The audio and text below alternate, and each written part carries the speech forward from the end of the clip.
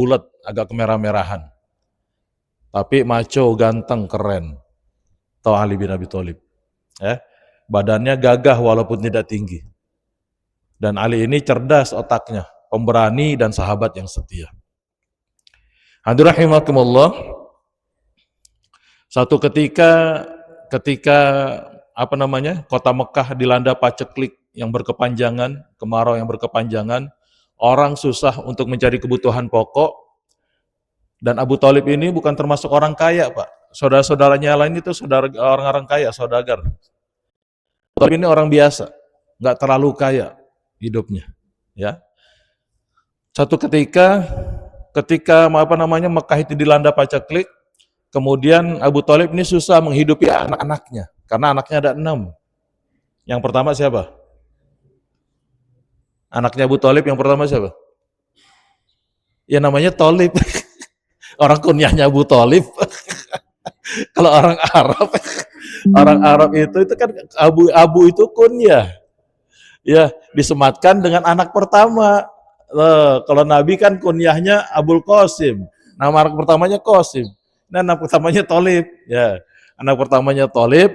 Yang kedua namanya Aqil. Ketiga namanya Ja'far bin Abi Thalib. Yang keempat Ali bin Abi Thalib. Yang kelima perempuan, Ummu Hani. Dan yang keenam perempuan, nama anaknya juga, ya. Ummu Hani, kalau tidak salah yang keenam itu namanya Umaymah, kalau tidak salah ya, saya lupa juga yang keenam. Kemudian hadirin rahimakumullah, ini Abu Thalib susah menghidupi anak-anaknya yang 6. Rasul ketika itu belum jadi Rasulullah, Nabi Muhammad belum jadi Rasul. Kata Rasul bilang begini, panggil pamannya yang lain, Abbas bin Abdul, saudaranya Abu Thalib, Abbas bin Abdul Muthalib. Karena Abu Thalib itu bersaudara 9, 10 termasuk Abu Thalib yang laki-laki. Yang perempuannya ada 6, berarti anak-anaknya Abdul Muthalib. Ya, anak-anaknya Abdul Muthalib ada 16. Yang pertama Al-Haris, yang kedua Zubair, yang ketiga Abbas bin Abdul Muthalib, yang keempat Hamzah bin Abdul Muthalib, yang kelima Abu Thalib. Nama aslinya, tadi kan Abu Thalib kunyah. Nama aslinya Abdul Manaf. Hazal yang ke-6, yang ke-7 Diror, yang ke-8 Muqawwim atau Muqawwam, yang ke-9 Abu Lahab. Abu Lahab juga bukan nama asli, kunyah. Ya, kan saya sering jelasin tentang Abu Lahab. Lahab artinya apa? Bersinar, cerah, terang. Ya. Kenapa kok Abu Lahab dikatakan orang yang wajahnya bersinar, orang yang wajahnya terang? Karena waktu lahir Abu Lahab kecilnya wajahnya glowing. Imut-imut. Udah gedenya? Amit-amit. Ya, buah kelapa di atas nampan. Bunga dahlia tumbuh di taman. Buat apa berwajah tampan kalau hatinya tidak beriman? Abu Lahab. Yang ke-10 Abdullah, bapaknya Nabi. Jadi 10 anaknya Abdul Muthalib yang laki-laki, yang 6 perempuan. Yang perempuan itu namanya Sofia, Ummu Hakim Al-Baidah, kemudian Umaymah, Atikah, Arwah, dan Barro. Itu anaknya yang 6. Dari berapa biang? Dari 4 biang. Ya. 16, bukan dari 1 biang, dari 4 biang. Jadi hadirin rahimakumullah, ketika Abu Thalib sedang susah mengurusi anak-anaknya, Rasul panggil pamannya yang lain, Abbas bin Abdul Muthalib, kakaknya Abu Thalib. Kata Rasul bilang begini, wahai Abbas, saudaramu itu kesian. Kenapa Muhammad? Itu aku lihat susah sekali menghidupi ke-6 anaknya. Bagaimana kalau seandainya kita meringankan beban saudaramu itu? Oh, bagaimana caranya Muhammad? Gini, ya, kamu ambil 1 anaknya dan kau urus serta rawat sampai besar. Aku juga mengambil anaknya yang lain dan nanti aku urus, aku rawat sampai jadi besar. Oke, setuju kata Abbas bin Abdul Muthalib. Kata Nabi, terserah engkau mau ngambil siapa. Aku akan mengambil Ja'far bin Abu Thalib. Ja'far diurus dari kecil sama Abbas. Nanti dari keturunan Abbas, Pak, lahir seorang wali namanya, seorang sunan atau wali songo namanya Sunan Kalijaga. Yang lainnya keturunan Rasulullah. Ya, Sunan Kalijaga ini khusus keturunan Abbas bin Abdul Muthalib. Abbas bin Abu Thalib. Kemudian kata Nabi, oke kalau gitu. Saya akan mengambil Ali dan akan saya rawat Ali sampai besar. Jadi Ali dari mulai kecil sampai besar itu dirawat oleh Rasulullah Muhammad sallallahu alaihi wasallam. Dan Ali adalah pemuda pertama yang masuk ke dalam agama Islam. Ada mengatakan umurnya ketika itu 9, ada mengatakan 11 tahun ketika masuk ke dalam agama Islam. Jadi Ali diurus oleh Rasulullah Muhammad sallallahu alaihi wasallam. Dan Ali hadirin rahimakumullah, ketika Fatimah sudah besar, ini anaknya Nabi, umurnya 18 tahun, datang Abu Bakar Siddiq. Datang Abu Bakar Siddiq ke Rasulullah, "Ya Rasulullah, ada apa wahai Abu Bakar? Aku lihat putrimu Fatimah sudah besar. Bolehkah aku melamar Fatimah?" Abu Bakar, Pak. Kemudian Rasulullah Muhammad SAW menolak Abu Bakar dengan lembut. Pelan ditolak oleh Rasul. Kenapa? Karena bestinya Rasul. Sahabat setianya Rasulullah. Dan Abu Bakar pun mengerti. Akhirnya Abu Bakar tidak jadi melamar Fatimah. Abu Bakar ditolak, datang Umar bin Khattab. "Ya Rasulullah, ada apa wahai Umar? Aku melihat nih Fatimah sudah dewasa, sudah besar. Bolehkah aku melamar Fatimah?" Rasul juga menolak lamaran Umar bin Khattab dengan begitu lembut. Karena Umar adalah sahabatnya Rasulullah Muhammad SAW. Giliran Ali, Pak. Kata Ali, Abu Bakar senior, kaya, punya banyak harta, ditolak oleh Rasulullah. Umar juga sahabat senior, kaya, banyak harta, juga ditolak oleh Rasulullah SAW. Aku ini nggak punya apa-apa. Yang miskin Pak Ali itu, karena kan hidupnya bersama Rasulullah. Miskin Ali itu nggak punya apa-apa. Aku sebenarnya naksir sama Fatimah. Tapi mereka berdua ditolak, bagaimana dengan aku? Ya. Nah, mereka berdua ditolak, bagaimana dengan aku? Kalau kata orang Jakarta bilang, apa ya, ke pantai cerita beli alpukat, makan cemilan di atas tingkat. Kalau cinta sudah melekat, semua jalan akan disikat. Nah, akhirnya Ali memberanikan diri, Pak. Ya, datang kepada Rasulullah, "Ya Rasulullah, ada apa wahai Ali?" Oh, diam Ali itu. Ya. Kemudian kata Ali, "Bolehkah aku melamar putrimu Fatimah?" Oh, Rasul bilang begini, langsung diri, Pak. "Ahlan wa sahlan ya Ali." Oh, kata Rasul. "Selamat datang di keluarga kami wahai Ali." Bahkan dalam hadis yang lain, "Hiya laka ya Ali." Dia sudah jadi milikmu wahai Ali. Saking senangnya Fatimah dilamar sama Ali. Dan memang itu yang diinginkan oleh Nabi. Nabi sengaja menolak Abu Bakar, Nabi sengaja menolak Umar, supaya Ali yang melamar Fatimah. Oh. Akhirnya hadirin rahimakumullah, Ali kaget. Loh, ini gimana? Aku sudah dianggap sebagai keluarganya. Iyalah kayak Ali, dia sudah jadi milikmu, wahai, padahal belum nikah. Saking senangnya Rasulullah sallallahu alaihi wasallam. Putrinya dilamar oleh Ali bin Abi Thalib radhiyallahu anhu. Akhirnya menikah Fatimah dengan Ali, dan dikaruniai anak berapa? 6. Yang pertama siapa? Apa? Yang pertama namanya Hasan. Yang kedua Husain. Itu yang kita kenal ya. Ada Zainab, ada Ruqayyah, ada Ummu Kulsum ya. Anak-anaknya Fatimah radhiyallahu anha. Kemudian hadirin rahimakumullah, anaknya 4 dari Fatimah. Ya, Hasan, Husain, Ruqayyah dan Ummu Kulsum.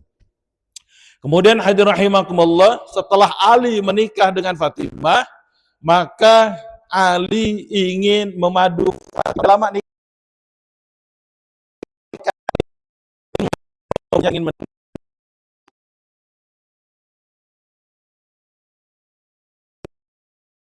Jahal. Yang ini dinikahi oleh Ali radhiyallahu an, putrinya Abu Jahal. Dan ini kabarnya terdengar oleh Rasulullah Muhammad sallallahu alaihi wasallam. Ketika Rasul dengar bahwa Ali ingin menikahi putrinya Abu Jahal, maka Rasul naik ke atas mimbar. Dan Rasul memberikan khutbah. Kata Rasul bilang begini, Fatimah adalah bagian dari diriku. Dan aku khawatir terjadi fitnah dengan agamanya. Aku bukan dan menghalalkan, kata Nabi. Tapi tidak akan pernah putrinya seorang Nabi satu rumah atau satu atap dengan putrinya musuh Allah Subhanahu wa Ta'ala selama-lamanya. Didengar sama Ali, Pak. Ali nggak jadi memadu. Ya. Jadi kata orang Jakarta bilang ada kutu di pinggir kali, Kemangga II mengirim surat, menikah itu cukup sekali, kedua nanti di akhirat. Ya, ya senang ibu-ibu kalau begini. Ya. Ustadz Anwar nggak apa-apa tuh. Itu Pak. Jadi Ali tidak jadi menikahi putrinya Abu Jahal laknatullah alaih. Singkat cerita, Rasulullah Muhammad SAW pernah sabda, mungkin kita sering dengar, Ana Madinatul Ilmi wa Aliyun babuha. Kata Nabi, saya ini kotaknya ilmu, saya ini pusatnya ilmu. Tapi sebelum masuk ke kotaknya, masuk ke pusatnya, kalian harus melewati pintunya ilmu. Siapa itu? Ali. Ali disebut sebagai pintunya ilmu. Ada beberapa orang yang gak senang dengan pernyataan Rasulullah Muhammad SAW. Mereka menganggap, loh kok Ali dibilang pintunya ilmu? Memang secerdas apa Ali itu? Akhirnya 10 orang yang tidak senang dengan Ali ini datang kepada Ali. Dan bertanya satu pertanyaan, tapi mereka ingin jawaban yang berbeda. Jadi mereka ingin bertanya satu pertanyaan. Kemudian hadirin rahimakumullah, datang orang pertama kepada Ali dan bertanya tentang pertanyaan. Pertanyaannya, Ali, kata engkau adalah pintunya ilmu. Saya ingin bertanya sama kamu. Lebih utama mana harta sama ilmu? Itu yang ditanyakan.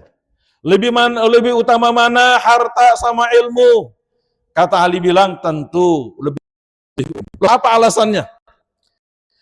Harta itu adalah warisannya Qarun. Harta itu adalah warisannya Syaddad. Harta itu adalah warisannya Fir'aun laknatullah alaih. Itu harta. Makanya kalau ketemu harta disebut harta Qarun, harta karun. Ya. Tapi kalau ilmu, kata Ali radhiyallahu an, itu warisannya para nabi dan rasul. Itu keutamaan ilmu. Kemudian akhirnya orang ini keluar, puas dengan jawabannya Ali. Kemudian datang lagi orang yang kedua, bertanya dengan pertanyaan yang sama. Ali, lebih utama mana harta atau ilmu? Kata Ali bilang, lebih utama ilmu. Kenapa lebih utama ilmu? Karena ilmu, orang yang punya ilmu, mohon maaf, harta, orang yang punya harta, dia akan sibuk untuk menjaga harta tersebut. Makanya Pak, orang katakan punya security, punya satpam. Ya kan? Sibuk Pak, dijaga. Takut hartanya hilang. Emas turun, dia bingung. Dolar naik, wah dia juga bingung. Serba salah Pak. Ya? Itu orang, dia akan terus menjaga hartanya sampai kebingungan. Sedangkan orang yang berilmu, justru dia akan dijaga oleh ilmu. Yang kedua, akhirnya orang kedua itu keluar, puas. Orang ketiga yang sama Ali, lebih utama mana harta sama ilmu? Kata Allah lebih utama. Loh,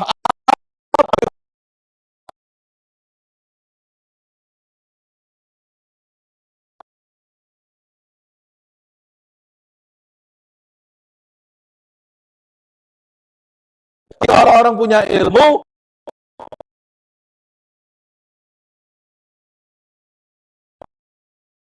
datang lagi Ali, lebih utama ilmu. Kata Ali, ilmu. Apa alasannya? Kalau kau belanjakan, dia akan berkurang. Berkurang. Akan tetapi kalau ilmu, kalau engkau amalkan, justru dia akan bertambah. Memang Pak, ilmu begitu Pak. Saya merasa, ya, saya belajar ini kan Mohon maaf, saya dari kecil, dari SD itu udah ngaji sampai SMA.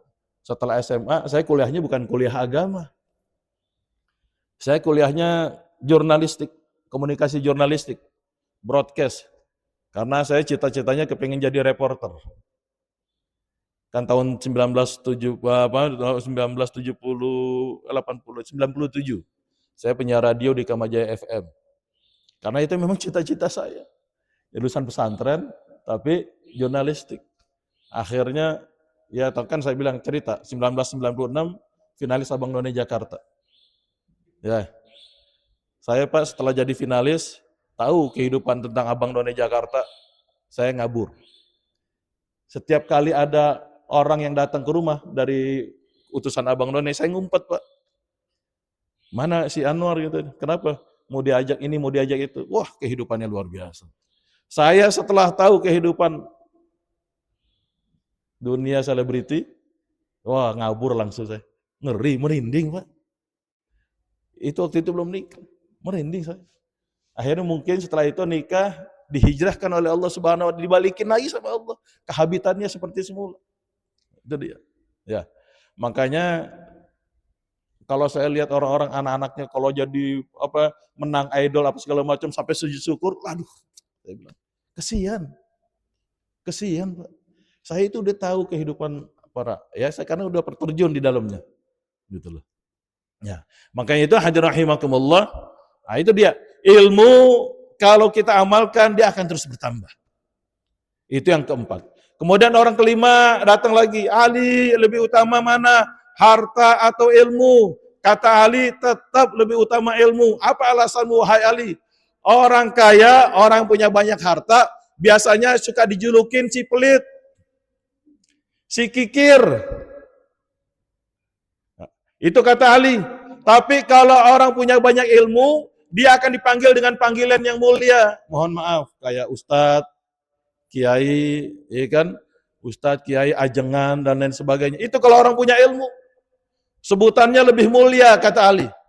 Kata orang yang kelima, oh iya benar juga nih. Keluar dia. Datang lagi orang keenam. Dan bertanya, Ali, lebih utama mana, harta atau ilmu? Ilmu, kata Ali. Loh, kenapa wahai Ali? Kenapa lebih utama ilmu? Harta nanti di akhirat bebannya berat, hisapnya lama, panjang. Hisapnya lama, panjang. Yang punya motor satu, hisapnya lumayan. Yang dua ini lama. Tiga lebih lama lagi. Punya mobil satu, hisapnya cepat. Punya dua, lebih lama lagi. Punya tiga, lebih lama lagi. Punya istri satu, hisapnya cepat. Punya dua, makanya itu. Makanya di akhirat tuh banyak laki-laki ditanya, nanti mau tinggal lagi enggak, ditanya sama malaikat. Mau tinggal lagi, kamu masuk surga, alhamdulillah. Ya, mau tinggal lagi enggak sama istri? Kaget dia, diam lama. Mau tinggal lagi enggak sama istri? Diam lama. Dia bilang sama malaikat, ya wahai malaikat, di dunia aja sengsara, saya kafir lagi di hati surga. Enggak. Ya, pokoknya hisapnya lama itu kalau orang punya harta. Nah, kemudian yang yang ketujuh, datang lagi orang, Ali lebih utama mana, harta atau ilmu? Kata Ali, ilmu. Kok kenapa Ali? Ya, kalau harta, kalau engkau diamkan, dia akan usang, akan lapuk. Tapi kalau ilmu, engkau tidak amalkan, engkau tidak dapat pahala, tapi dia tidak akan pernah usang, dia tidak akan pernah lapuk. Puas orang ketujuh. Orang kedelapan datang lagi. Ali lebih utama mana? Harta atau ilmu? Ilmu, kata Ali. Kenapa wahai Ali? Kalau orang punya banyak harta, biasanya hatinya keras. Angkuh, sombong, congkak. Itu di mana-mana, Pak. Ya. Orang punya banyak harta, biasanya hatinya keras. Angkuh, sombong, congkak. Tidak mau mendengarkan apa kata orang. Tapi kalau orang punya ilmu, justru ilmunya yang akan menerangi hatinya. Akhirnya puas. Orang 9 datang lagi. Ali lebih utama mana? Harta atau ilmu? Kata Ali, ilmu. Kenapa wahai Ali? Orang kalau punya harta biasanya begini. Ini kan hasil usaha saya. Betul gak? Ini kan dari perusahaan saya. Ya, merasa Tuhan di rumahnya. Merasa jadi Tuhan di rumahnya. si bapak ini. Kenapa? Mohon maaf Pak, bapak itu ada syirik kecil kalau bilang begini, lo kalau kagak ada gue lo ya, anak-anak yang bilang sama anak-anaknya, lo kalau kagak ada bapak, kalau kagak ada gue, nggak ada bapak neng, nggak ada, lo nggak bakalan bisa makan. Itu syirik kecil. Padahal tanpa bapak pun banyak orang yang tanpa bapak bisa makan, sukses. Makanya jangan juga jadi tandingannya Allah Pak di rumah. Jangan merasa, oh saya, nggak boleh orang tua itu. Ya, itu dia. Orang kalau punya banyak harta begitu. Mohon maaf, waktu David Beckham terkenal Pak, masih di MU, saya ingat masih di MU, Manchester United. Penghasilannya 1 minggu 7 miliar. Kemudian diwawancarain sama reporter, wawancara. Bapaknya masih jadi tukang kebun Pak. Bapaknya David Beckham masih jadi tukang kebun. Diwawancarain, hey Beckham, David dipanggil, David, engkau kaya luar biasa, tapi kok kenapa bapakmu masih jadi tukang kebun? Dia jawabnya begini, kekayaan yang aku miliki bukan dari bapakku, itu hasil usaha aku sendiri. Tuh, saya masih ingat tuh Pak, waktu itu diwawancara.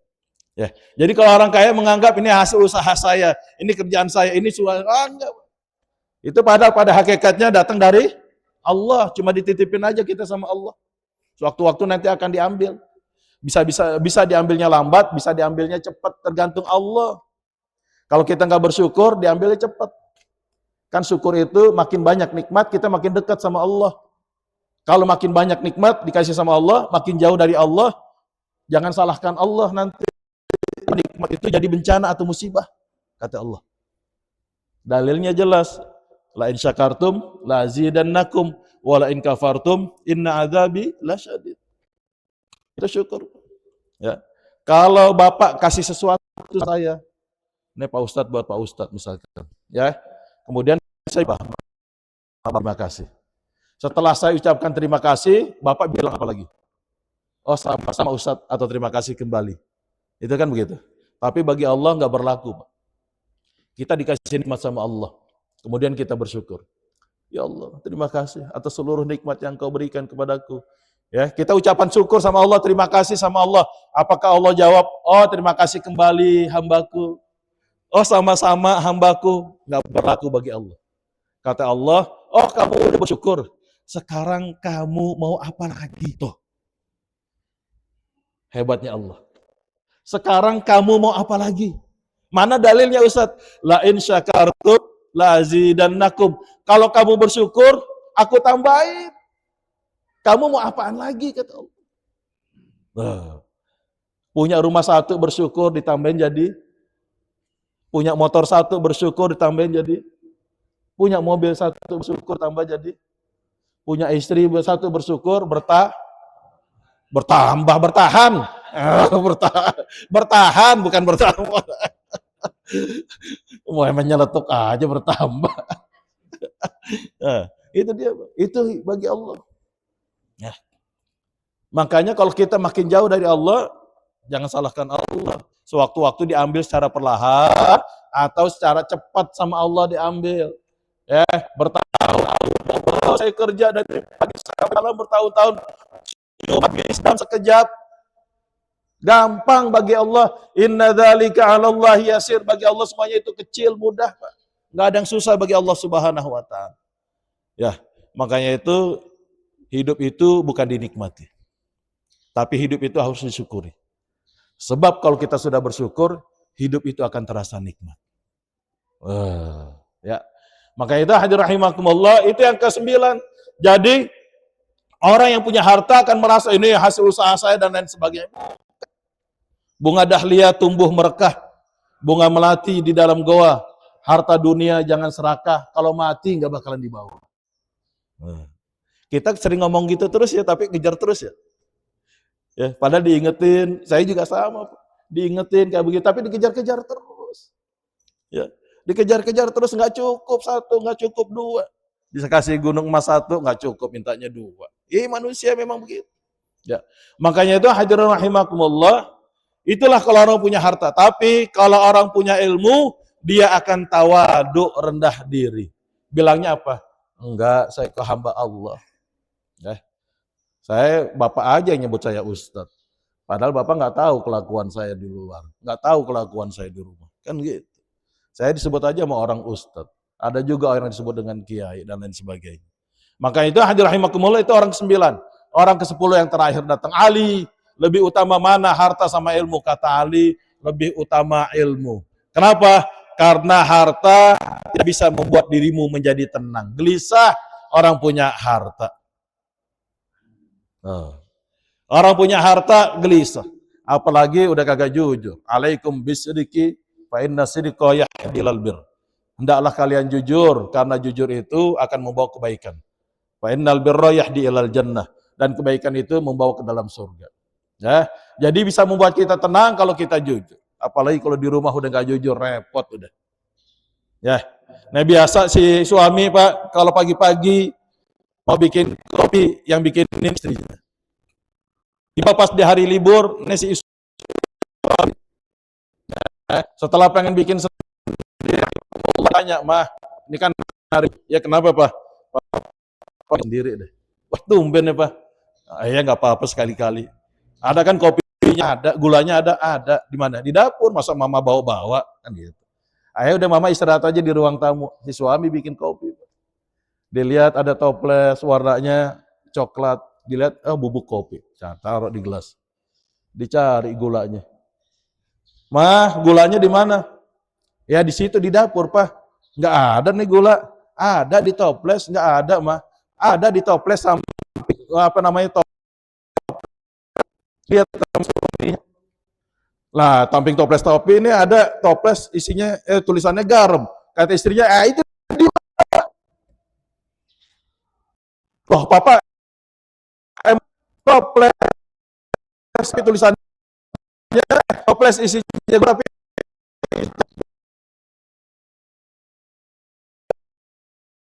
Sama gimana, Mah? Iya, di hand Papa orangnya Dewi, tulisannya Udin.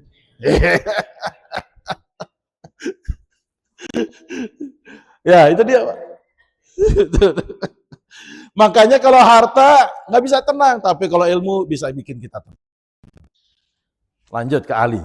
Ini dia tentang Ali. Jadi kata Ali bilang begini, kalau seandainya mereka datang lebih banyak lagi, dan tentang pertanyaan yang sama, harta atau ilmu, aku akan menjawabnya dengan jawaban yang berbeda. Tuh saking cerdasnya Ali. Singkat cerita, hadirin rahimakumullah, bulan kemarin udah cerita, kemudian angkat jadi khalifah. Ketika jadi khalifah, Pak, banyak konflik tentang politik. Wah, banyak konflik di mana-mana. Ya, konfliknya luar biasa. Ketika Ali diangkat, ya, yang jadi gubernur negeri Syam itu Muawiyah.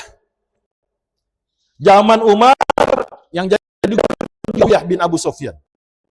Utsman yang jadi gubernur juga Muawiyah bin Abi Sufyan. Dan Ali ingin menjadi gubernur Syam. Ya. Gubernur negeri Syam ini dengan apa namanya, dengan Abdullah bin Umar, Ibnu Umar, anaknya Umar bin Khattab radhiyallahu an. Akan tetapi rahimakumullah, Abdullah bin Umar menolak. Enggak mau menggantikan Muawiyah bin Abi Sufyan di negeri Syam. Ini sama-sama sahabat Pak semuanya, Pak. Ya. Kemudian akhirnya rahimakumullah Ali paksa supaya Abdullah bin Umar jadi gubernur di negeri Syam. Tapi Abdullah bin Umar atau Ibnu Umar ini tetap menolak.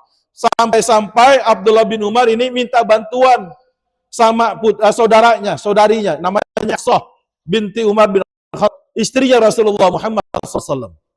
Wahai Hafsah, Ali memaksa aku supaya menggantikan Muawiyah, supaya aku jadi gubernur di sana. Tapi aku tidak mau. Tolong kau bilang sama Ali. Akhirnya Hafsah datang ke Ali bin Abi Thalib, ini istrinya Rasul. Tapi Ali tetap bersikukuh supaya minta Abdullah bin Umar jadi gubernur di negeri Syam.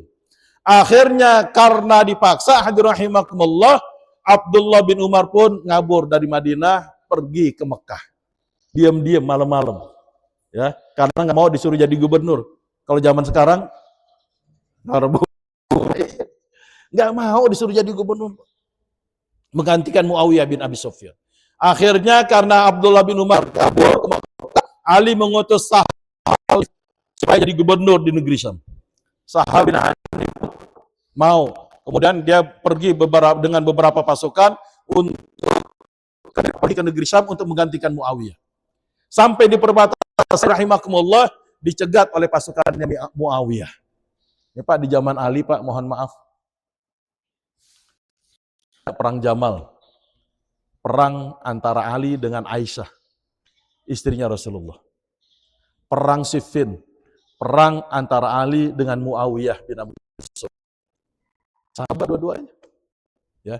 Kemudian ada perang Nahrawan. Kalau perang Nahrawan ini perang antara Ali dengan kaum Khawarij. Orang yang keluarnya Ali, kaum Khawarij atau orang-orang Syiah juga perang dengan Ali. Ya. Ini banyak peperangan yang terjadi. Makanya rahimakumullah dicegat sama Muawiyah. Pasukan Muawiyah, kalian diutus oleh siapa? Ini Sahal bin Hanif yang ingin jadi gubernur. Kata Hanif, diutus oleh Ali. Kalau yang mengutus kalian Utsman bin Affan, tapi kalau yang mengutus kalian Ali bin Abi Thalib, silahkan kalian kembali lagi. Akhirnya kembali lagi, itu sampai kepada Ali bin Abi Thalib radhiyallahu anhu. Dan Ali pun menyiapkan yang disiapkan oleh Ali sekitar 50.000 orang. Dan pasukan yang disiapkan oleh Muawiyah sebanyak 60.000 orang. Jadi ada sekitar 100.000 orang yang perang. Namanya perang Siffin. Perang antara dengan Muawiyah radhiyallahu anhuma. Dua sahabat Rasul. Kenapa ini terjadi? Karena Muawiyah nuntut sama Ali. Supaya orang yang membunuh Utsman itu dikisos. Dihukum. Sebelum orang yang membunuh Utsman ini dihukum, dikisos, Muawiyah mengakui kekhalifahan Ali. Belum mau berbaiat, walaupun Muawiyah mengakui yang berhak, yang pantas menjadi khalifah setelah Utsman adalah Ali. Tapi Muawiyah kepengen supaya yang membunuh Utsman itu dikisos, dihukum dulu sebelum Ali naik jadi pemimpin. Alasan Ali Pak sebaliknya. Saya belum bisa mengkisos orang yang membunuh Utsman bin Affan kalau belum ada perdamaian di antara kaum muslimin. Kalau belum ada, belum tentram, belum ada nyaman, maka saya belum bisa mengkisos atau menghukum orang yang membunuh Utsman bin Affan radhiyallahu anhu. Jadi alasan masing-masing. Akhirnya dua pasukan ini ketemu Pak di Sungai Efrat. Satu 50.000 orang, satu lagi 60.000 orang. Dan terjadilah peperangan. Perang benar-benar. Sampai perang itu terjadi 3 hari. Berturut-turut tanpa henti. Sampai mohon maaf, pedang mereka pun patah. Tombaknya juga udah patah. Jadi mereka nggak punya senjata lagi. Saking lelahnya, saking capeknya mereka perang, sampai mereka itu perangnya Pak, mohon maaf, jambak-jambakan. Tuh. Udah capek jambak-jambakan, perang mereka itu sampai gigit-gigitan. Saking capeknya. Gigit-gigitan tuh. Antara kaum muslimin semuanya. Dan mereka udah nggak ada ini lagi, kekuatan lagi. Udah nggak ada daya dan upaya lagi. Akhirnya Muawiyah berpikir begini. Kalau ini terus-menerus terjadi, saya khawatir nanti Romawi nyerang. Kan Muawiyah waktu ada di Syam. Ali ada di Kufah. Jadi ketika pemerintahan Ali, ibu kotanya pindah bukan lagi di Madinah, tapi di Kufah. Ketika Ali jadi ya, Ali dari Kufah, kemudian Muawiyah dari negeri Syam. Ibn Hajar rahimakumullah, ketika itu Muawiyah berpikir, kalau seandainya kita ini terus-menerus seperti ini, maka nanti istri-istri kita, anak-anak perempuan kita nanti akan dizolimi orang-orang Romawi. Takutnya orang Romawi tahu dengar pertempuran kita ini. Dan mereka datang menyerang kita, justru itu melemahkan umat Islam. Muawiyah berpikir seperti itu. Dan Ali pun gak sama, Hajar rahimakumullah. Akhirnya mereka sepakat berdamai pada tahun 40 Hijriah. Ketika mereka sepakat berdamai, maka mereka sepakat bahwa Kufah itu, Irak, merupakan bagian daripada Ali. Sedangkan Syam apa aja itu Pak? Negeri Syam, Palestina, Yordania, Syria. Ya, Mesir bukan. Ya, Mesir bukan. Itu negeri Syam milik Muawiyah bin Abi Sufyan. Mereka sepakat. Perang pun berhenti Pak itu. Ada nggak sahabat yang terbunuh? Ada. Ya, seorang sahabat namanya Ammar bin Yasir. Ya. Nah begini Pak, nanti aku kasihan dengan Ammar bin Yasir. Kenapa? Nanti dia akan dibunuh oleh para pemberontak. Dibunuh oleh pasukan Nabi. Ya. Jadi Nabi waktu Ammar bin Yasir, Nabi masih hidup, Ammar bin Yasir masih hidup, Nabi bilang nanti Ammar bin Yasir akan dibunuh oleh para. Jadi kira-kira yang pemberontak yang mana? Nah, dalam konteks hadis ini Muawiyah. Tapi Muawiyah nggak bilang begini, bukan dibunuh, tapi yang mendatangkan Ammar bin Yasir ke tempat kita itulah yang Nah, jadi kalau orang bertengkar itu Pak, mereka masing-masing mau sendiri. Dan kita bisa menilai, kita ini bukan kelas sahabat. Kita ini orang biasa. Penilaian kita, oh cukup seperti itu aja. Pokoknya kita nggak usah nilai macam-macam. Ini yang salah, itu yang benar, tidak usah. Ya, yang jelas kita tahu tentang sejarahnya. Kemudian hadirin rahimakumullah, perang Jamal juga terjadi. Perang antara Ali dengan Aisyah. Aisyah juga yang bunuh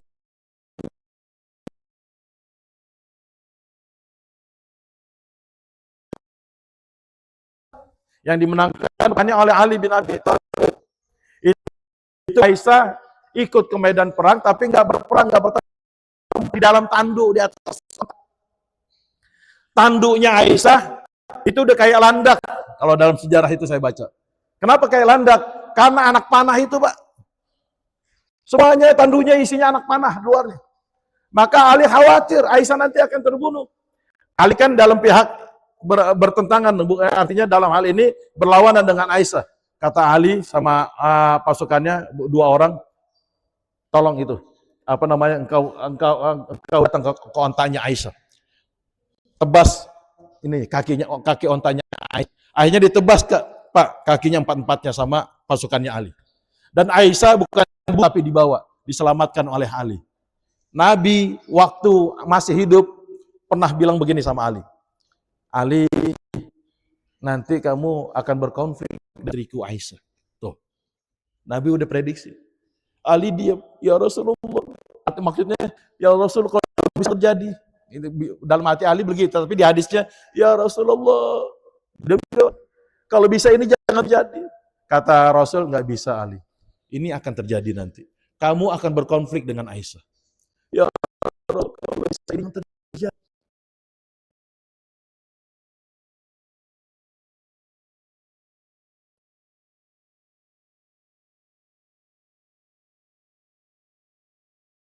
Aku lakukan kalau ini terjadi maka selamatkan Aisyah dan bawa kembali Aisyah ke tempatnya semula, yaitu ke negeri Mekah. Akhirnya Ali sabda Rasulullah dan Aisyah sama Ali sama pasukan Ali yang awal, tapi pasukan yang awal sampai selamat ke negeri Mekah. Ada yang bilang ke negeri Madinah. Nah dari situ Pak muncullah kaum Khawarij. Mereka ingin supaya Aisyah itu dibunuh. Kenapa kok diselamatkan? Akhirnya kaum Khawarij itu bertentangan. Sama, mereka pengen supaya pertempuran dengan Muawiyah itu Muawiyah dibunuh. Karena Muawiyah tidak dibunuh, kaum Khawarij pun keluar dari pasukannya Ali. Pak, ini yang menyebabkan terjadi perang Jamal, perang Siffin ini karena apa namanya? Istilahnya kalau orang adu domba itu provokasi. Provokasi siapa? Provokasi orang-orang yang membunuh Utsman bin Affan.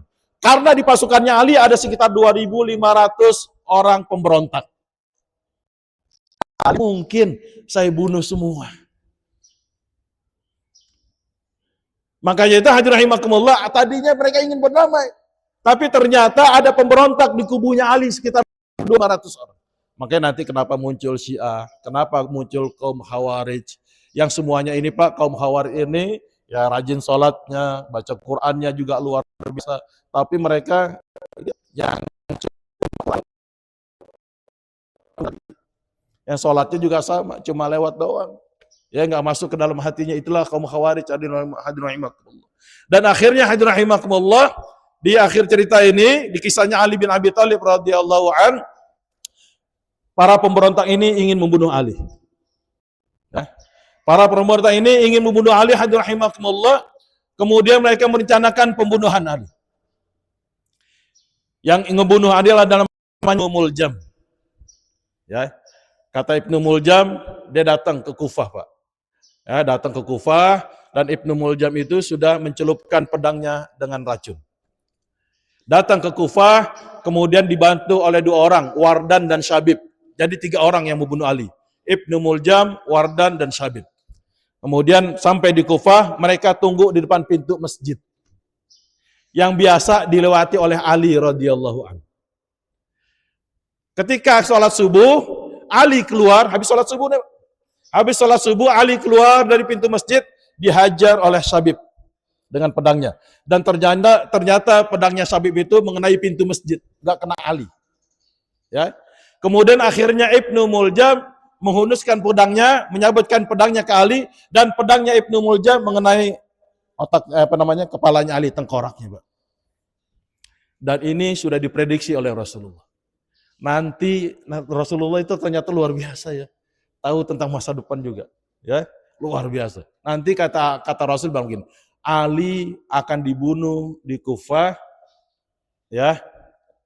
Kemudian disabet dengan pedang dan darahnya membasahi janggutnya. Darahnya membasahi janggutnya. Makanya sampai Ali bilang begini, Pak, karena udah bosan ya ada konflik terus, Ali bilang begini, ya Allah, aku sudah bosan dengan rakyatku. Dan rakyatku juga mungkin sudah bosan dengan aku. Mereka jenuh sama aku, ya Allah. Dan mungkin aku juga jenuh dengan mereka, ya Allah.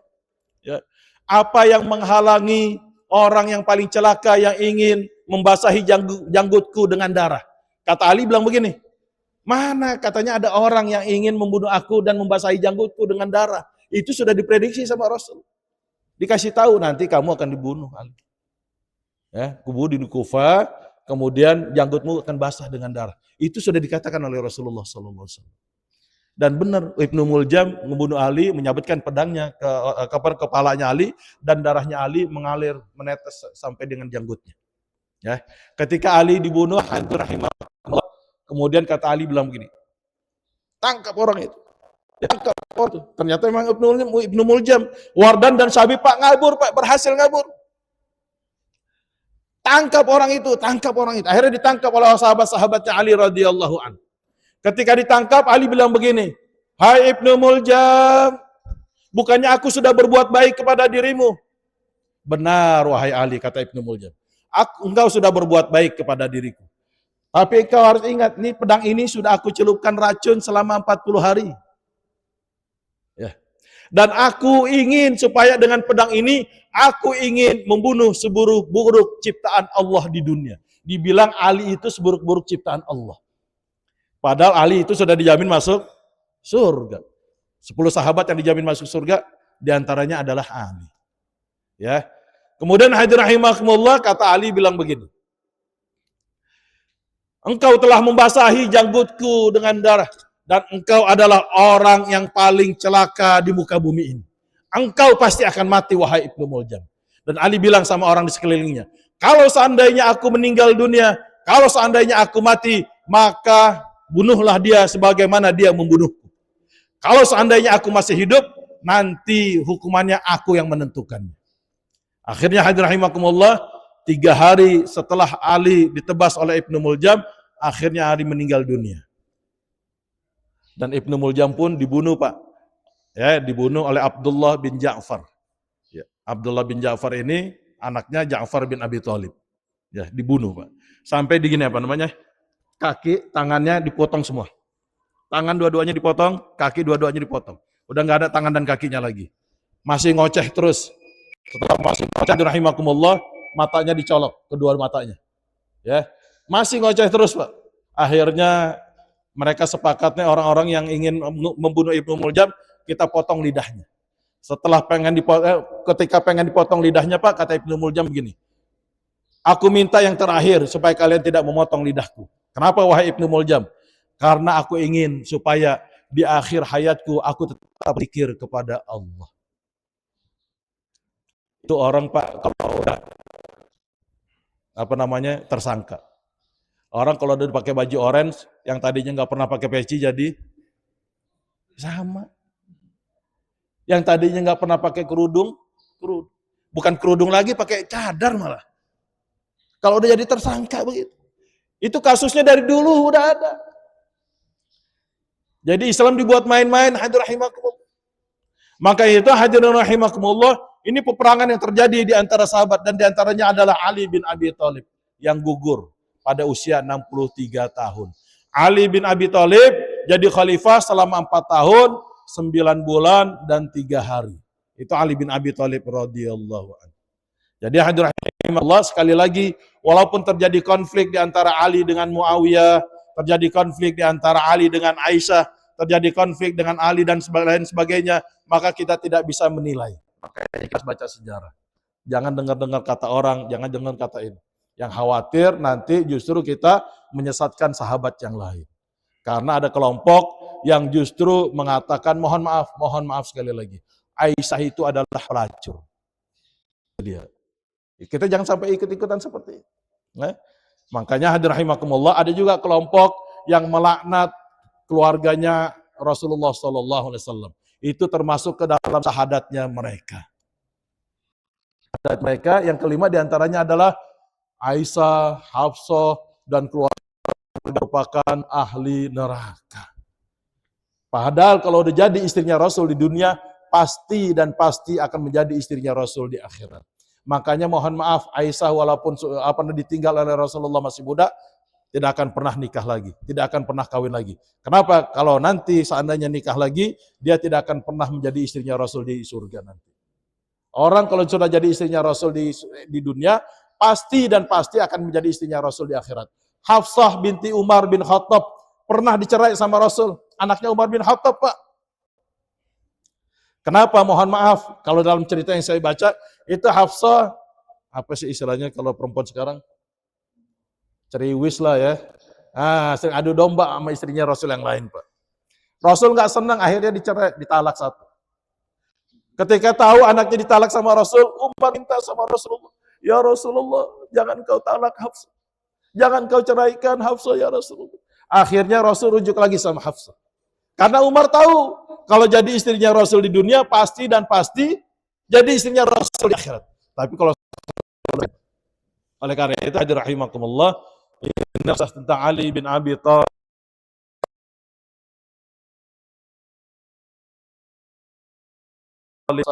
Husain, Hasan, banyaknya di daerah Timur Tengah, Maroko, Yordan, itu pemimpin atau raja-raja Maroko, raja Yordania, keturunan Hasan. Husain banyak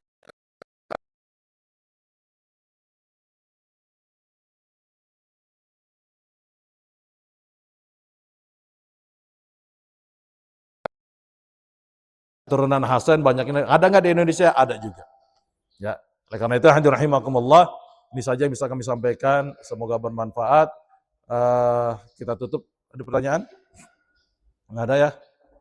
Kenapa Pak Asmawi? Wah. Saya mau ke Cimanggis nih, Pak. Ya. Waalaikumsalam. Oh, Opung, Masya Allah, nggak kelihatan. Ya, silakan, Pung.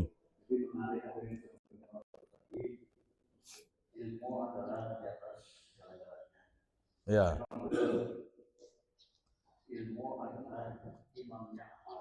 Hmm.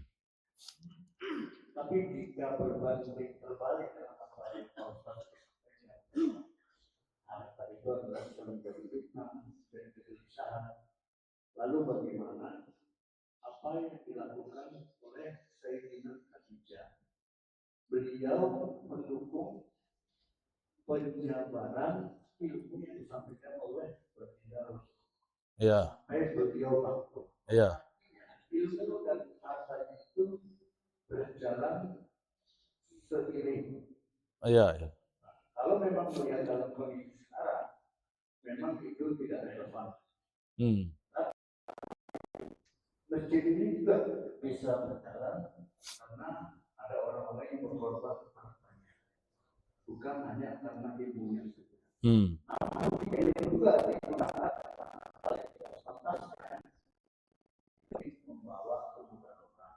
Lalu bagaimana dengan ilmu yang bisa sejalan dengan apa yang dimiliki? Demikian proses. Oke.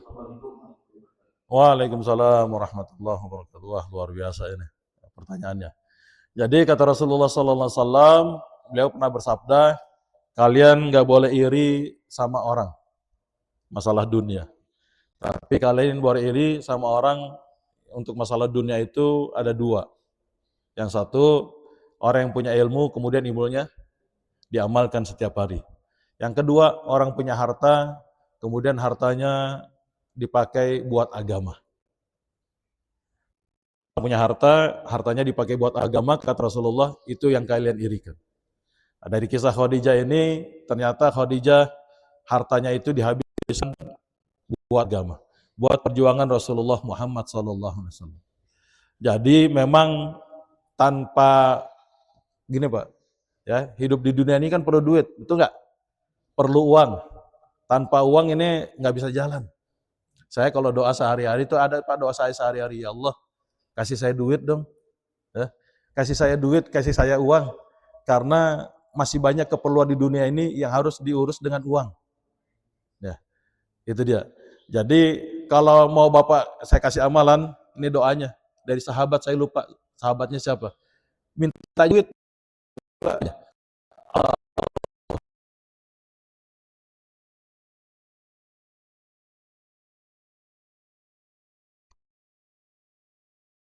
Karena ibil amwal. Kata sahabat gini, ya Allah, saya duit. Karena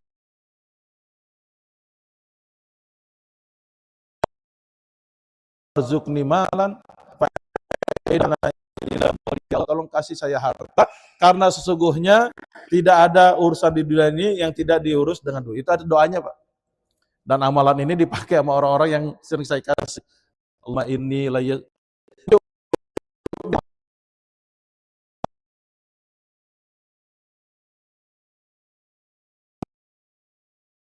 Ya Allah, kayaknya nggak bagus saya punya duit sedikit ini. Fa innahu la fi'ala illa bil amwal. Nimalan, ya Allah kasih harta saya banyak, karena sesungguhnya tidak ada urusan di dunia ini tidak diurus dengan uang. Ya itu dia, salah satu doanya. Artinya ini hadir rahimahullah, bagaimana ilmu dan harta ini harus berjalan seiring.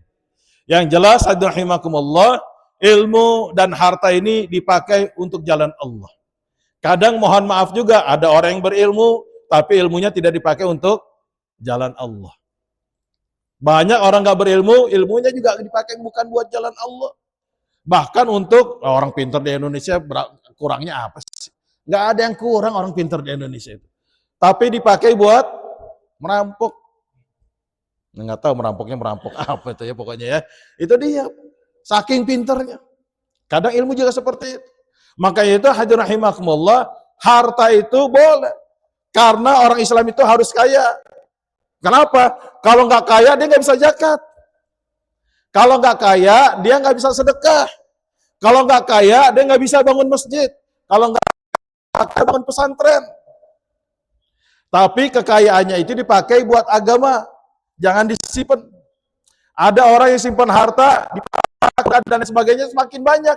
Karena memang itu janji Allah. Kalau kita harta kita, rahimakumullah, maka Allah akan tambahkan tadi.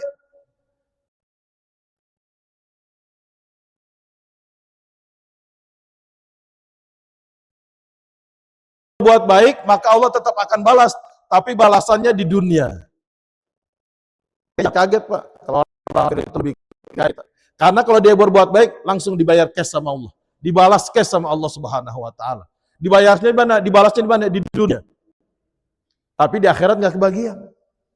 Makin kaya, makin kaya terus nggak apa-apa. Memang dibalasnya sama dunia. Karena Allah nggak zalim. Nanti kalau Allah nggak balas, disangka Allah zalim. Allah karena dia tidak berbuat zalim, maka dibalasnya di dunia. Oleh karena itu, hadir rahimakumullah, ada orang ya, di mana mereka itu punya kekayaan tapi tidak bisa menyumbangkan mengamalkan agamanya dengan ilmu, dia dengan harta bagus. Harus beriringan Pak, harta sama ilmu. Harus beriringan. Karena kan kalau harta pertanyaannya banyak nanti di akhirat. Ya, dari mana dapatnya, kemana dibelanjainnya. Ya. Tapi kalau ilmu juga banyak juga pertanyaannya di akhirat. Nanti Pak, yang pertama kali dinilai, dihisap itu orang yang punya ilmu, orang yang punya harta di antaranya itu. Makanya biar seiring, maka gunakan harta kita ini buat agama. Gunakan sekali lagi harta kita buat agama. Makanya kemarin Pak, ada orang WA ke saya. Ustaz, emang mau Ustaz nih. Oh boleh, alhamdulillah. Bensinnya berapa? Saya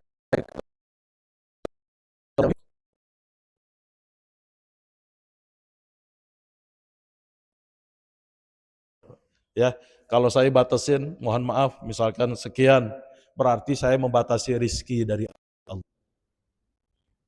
Betul nggak? Saya bilang ini sekian, berarti saya membatasi rizki dari Allah. Bisa jadi dia mau kasih lebih, kan kita nggak tahu. Tapi kalau sudah dikasih, nggak sesuai dengan ketentuan kita, jangan kecewa. Datang aja. Selama saya masih ada waktu Pak, ada kesempatan ya, sehat, ya insya Allah. Gitu loh. Jadi seiring Pak, orang punya ilmu juga sama. Jangan gila harta. Bapak ada satu ustadz, ini mesti direkam ini. Gak apa-apa ya. Pak, saya udah bilang sama ada orang Bojongkulur. Mau ngundang ustadznya terkenal. Saya bilang jangan. Kenapa ustadz? Jangan. Ah enggak, kan bagus ini macam-macam lah. Ya, akhirnya datang ke rumahnya nih Pak. Datang ke rumahnya, minta DP ustadznya 5 juta. Tanggal sekian, oh ya 5 DP. Nanti pas acara, misalkan acara jam 8 malam, ya sebelum berangkat, habis maghrib, transfer dulu 13 juta. Karena ustadznya harganya 20 juta. Tuh. Kalau kagak ditransfer, DP yang 5 juta hangus. Nggak jadi datang. Dan itu pernah kejadian, Pak. Banyak. Udah selesai, sisanya yang 2 juta baru dikasih. Dalam hati saya, ya Allah, di mana di akhirat nanti tanggung jawabnya. Mungkin mereka punya dalil sendiri, nggak apa-apa ya, terserah mereka. Tapi saya ngeri Pak, ngeri, bener. Ya, takut kali begitu. Makanya gitu, ya Pung ya, kalau bisa harta dan ilmu harus berjalan. Orang yang punya harta dan punya ilmu berjalan seiring. Ya, orang punya ilmu doang nggak bisa dia bangun pesantren kalau nggak punya donatur. Donatur ini amalnya sama. Nanti setiap orang yang hafal Quran, setiap orang yang belajar ilmu, donatur itu dapat nilainya. Ustadznya yang ngajarin juga dapat. Jadi nilainya sama di hadapan Allah Subhanahu wa taala. Khadijah hartanya habis. Sampai terakhir Khadijah bilang begini waktu mau meninggal. Ya Rasulullah, hartaku sudah habis. Dan perjuangan dakwahmu masih panjang. Nanti kalau aku sudah tidak ada, kata Khadijah nih, kalau aku sudah tidak ada, dan kamu mau terus melanjutkan perjuangan dakwahmu, dan kamu ingin menyeberangi lautan kata Isa, dan kamu ingin menyeberangi lautan, hartaku sudah tidak ada, tolong gali kuburku, dan jadikan tulang bululangku sebagai jembatan untuk kamu menyeberangi lautan. Tuh Khadijah.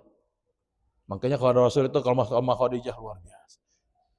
Tolong jadikan gali kuburku, dan jadikan tulang bululangku sebagai jembatan untuk kamu menyeberang lautan. Sampai segitunya Pak perjuangannya. Luar biasa. Ada di dunia orang kayak begitu. Ya, Bung ya. Masih nanti sambil ngomong ya. Ada yang lain Pak Asmawi tadi apa? Ayo terakhir ya. Apa?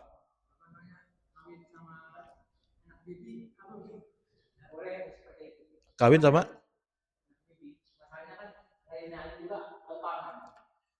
Kawin sama anak bibi. Oh kalau kita ini, ya boleh itu kan bukan mahram kan.